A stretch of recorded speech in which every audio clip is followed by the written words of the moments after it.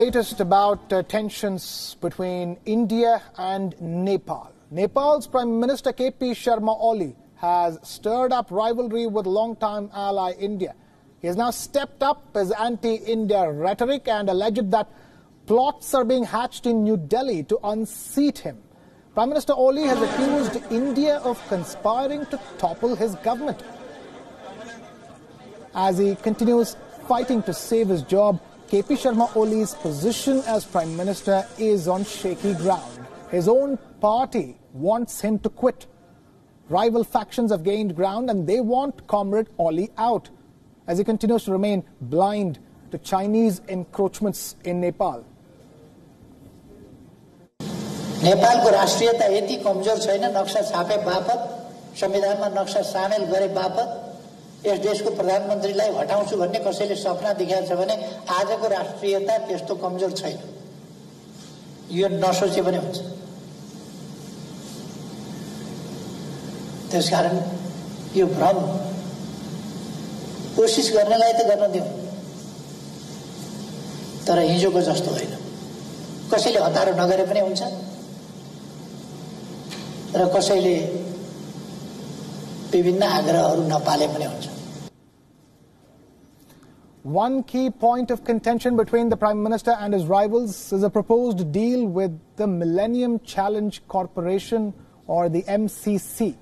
The MCC is a US-backed aid program that in theory works independently from the US State Department.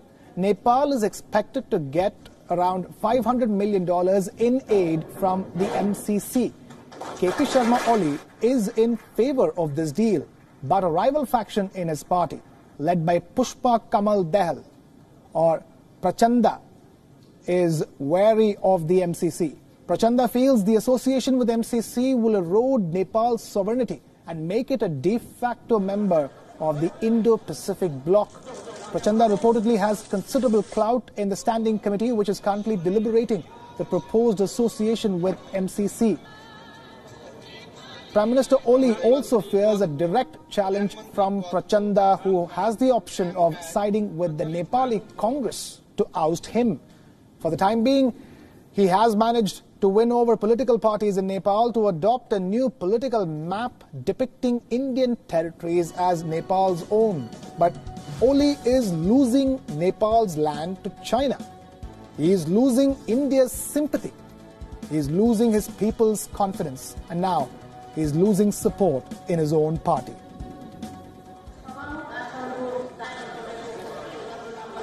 Our principal diplomatic correspondent Siddhant Sibal now joins us live from India's capital, New Delhi, for more on that big story that we're tracking here on Your Story. Siddhant, talk to us. KP Sharma Oli's comments, albeit shocking, was expected considering the build-up over the last few days and weeks. And now this MCC funding issue seems to have been his biggest undoing so far.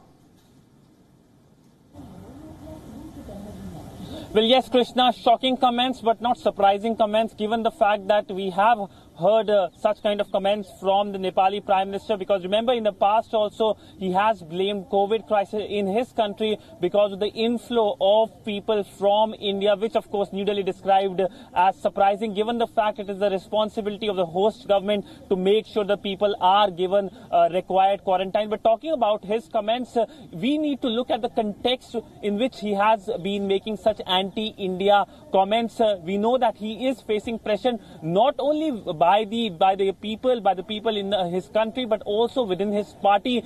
We know that there was a standing committee meeting in which a lot of criticism came against him over the handling, in fact, over the mishandling of the COVID crisis. And then, of course, large-scale protests in his country against mishandling of the COVID crisis, but also against the corruption allegations. Also remember the fact that he is known to be very close to China, and not a word has come from the Nepali Prime Prime Minister on the COVID crisis, blaming India but not blaming China because people have come from China as well. But also when it comes to encroachment of the Nepali territory by the Chinese. In fact, a motion was put in place by the main opposition party, the Nepali Congress, last week, which of course WION reported first, and there wasn't a single comment by the Prime Minister. But of course the Foreign Ministry reacted, dismissing those reports, but trying to divert the attention, trying to divert the criticism, it seems, is the main focus.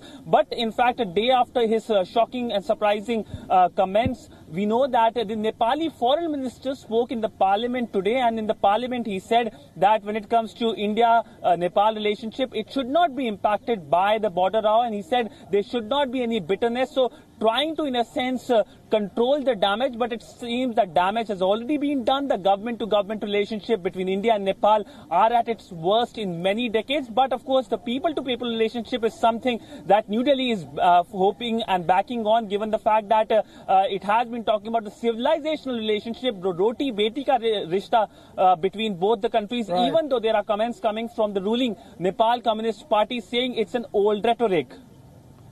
Siddhant Sibal joining us live with the ground report from New Delhi. Thank you, Siddhant, for being with us.